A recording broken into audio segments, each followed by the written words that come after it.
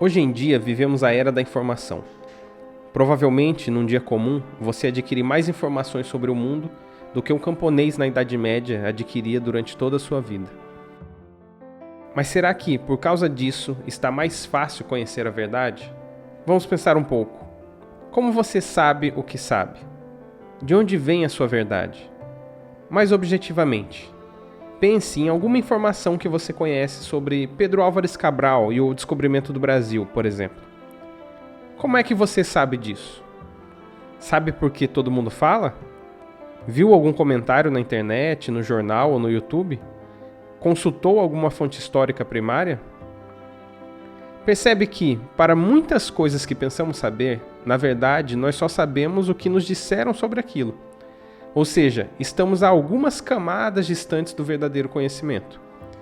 O que sabemos sobre Pedro Álvares Cabral geralmente vem de livros, que vem de historiadores, que fizeram interpretações e deduções baseadas em fontes históricas. Neste longo telefone sem fio, é muito difícil que a informação permaneça íntegra, mesmo que todos os elementos tenham boa vontade e intenção sincera de buscar e transmitir a verdade. Agora imagine que o editor do livro, ou o pesquisador, ou o próprio criador da fonte histórica não estivesse com intenção de transmitir a verdade, mas sim de convencer as pessoas sobre suas crenças políticas e religiosas.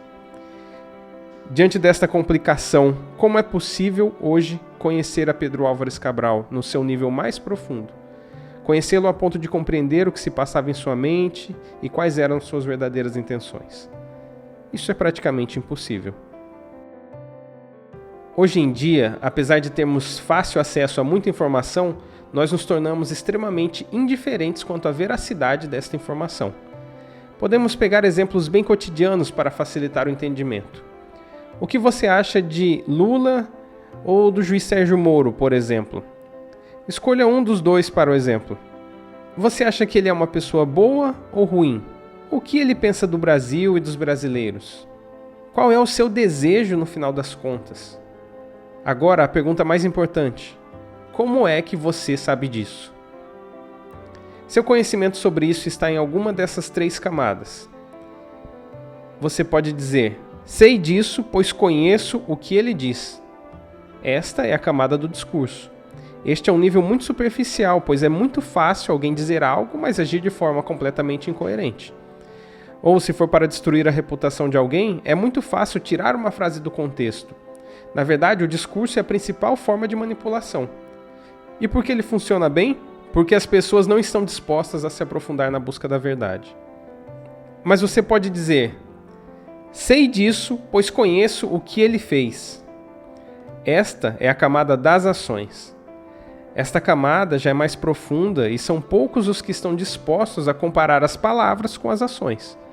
Se um candidato constrói todo o seu discurso e marketing eleitoral em cima de uma narrativa de luta de classes, de defesa dos pobres, enfrentamento das elites, mas na prática ele sempre está associado a grandes empresas e suas decisões políticas sempre beneficiam os grandes bancos, às custas de um enorme prejuízo para o país, a verdade das suas ações destrói a verdade do seu discurso.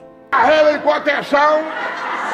Ô, deputado, contenção novamente? Tá fugindo do povo? Carlota, me falaram que um bando de pobre tá vindo aí me encher o saco e eu quero distância de pobre.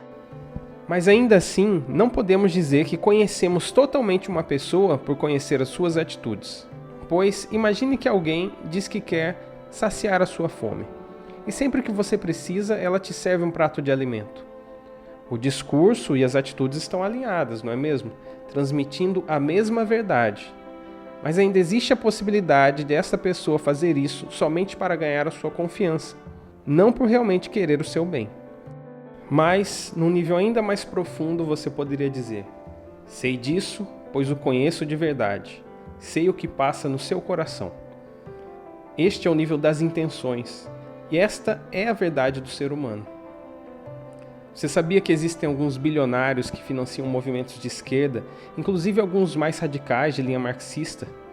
Mesmo que essa pessoa diga que quer ajudar os pobres e que ofereça dinheiro para movimentos alinhados com esta proposta, fica difícil de acreditar que, no fundo, a sua intenção é realmente esta. Ora, se ele realmente quisesse ajudar os pobres, poderia usar o seu dinheiro para ajudar diretamente alguns países miseráveis da África, ao invés de financiar movimentos políticos.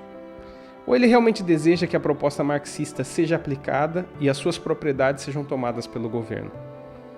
Conhecer alguém ao nível das intenções é muito difícil. Ou seja, conhecer de verdade pelo menos um único indivíduo é extremamente difícil. Primeiro, porque precisamos desejar a verdade, amar a verdade acima das nossas próprias opiniões.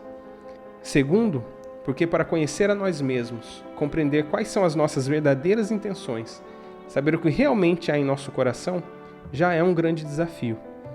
Então, enquanto não conhecermos a nós mesmos, não teremos a mínima chance de conhecer a verdade. O mais triste disso tudo é que muita gente nem chega à primeira camada, pois forma uma opinião se baseando somente na fofoca e no disse que disse, que é o que grande parte dos jornais faz hoje em dia. Claro que existem exceções, mas a realidade é que o jornalismo se encaminhou para isso. Mas o problema não são simplesmente os manipuladores, mas principalmente os manipulados. Uma pessoa que forma uma opinião se baseando apenas em manchetes ou tweets, na realidade é alguém que despreza a verdade. E só tem interesse em participar de algum grupo, seja dos que amam ou dos que odeiam determinada pessoa ou ideia. Este é um comportamento de gado. E como todo mundo sabe, não são necessárias muitas pessoas para conduzir milhares de cabeças de gado. Deve ter ficado uma questão no ar. Se for assim, quer dizer que eu não vou ter como saber de nada? Não posso ter opinião formada sobre nada? A verdade é que pode sim. É importante ter o que os orientais chamam de retas opiniões. Por exemplo, se você quer ter uma opinião sobre o aquecimento global, você pode procurar artigos científicos, pode conhecer as versões que existem, identificar quais são os pontos fortes e fracos de cada uma delas. Pode se especializar para você mesmo ser capaz de fazer pesquisas e extrair informações por si mesmo e não ficar sujeito à manipulação de ninguém. Não pense que a verdade chega de graça para aqueles que simplesmente rolam um dedo numa tela de 6 polegadas e se alimentam de 280 caracteres. A busca da verdade é a essência da filosofia. Vai te exigir muito, por isso ela é muito valiosa. Mas enquanto isso, ao invés de comprarmos narrativas baratas nas redes sociais e atacarmos uns aos outros baseados em opiniões baratas, poderíamos seguir o exemplo daquele que foi considerado pelos deuses como o mais sábio de Atenas, pois enquanto todos se achavam grandes conhecedores da verdade, ele era o único que estava ciente da sua própria ignorância.